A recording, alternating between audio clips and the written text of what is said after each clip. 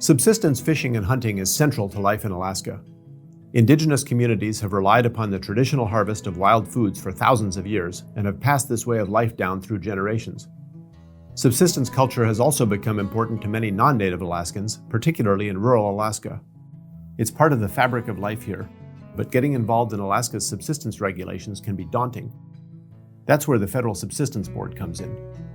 The Federal Subsistence Board is responsible for ensuring rural Alaskans can continue their subsistence way of life and for maintaining healthy populations of fish and wildlife on federal land. The Federal Subsistence Board has the power to set harvest limits, establish new fisheries and hunts, change harvest seasons, modify the methods of harvest, and more. But it's important to remember that the Federal Subsistence Board relies on the expertise of all Alaskans. You don't have to be a biologist or a politician to make a difference. Your experiences make you an expert. Here are a few ways to get involved. To make regulatory decisions, the Federal Subsistence Board relies on input from locally elected Subsistence Regional Advisory Councils, or RACs, across Alaska. If you're concerned about your subsistence way of life, consider running for a seat on your local Regional Advisory Council. Or attend a meeting to talk with Council and Federal Subsistence Board members and get your concerns on record. In a typical year, the Regional Advisory Councils and Federal Subsistence Board also solicit proposals for new regulations. Changing regulations starts with you, the user.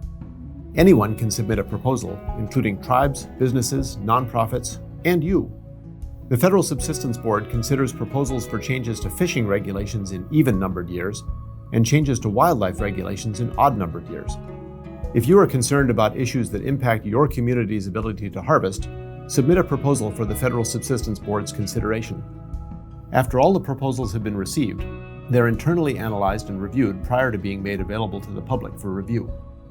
If you'd like to add your support to a proposal or voice your opposition, send in a written public comment or testify at a Regional Advisory Council meeting.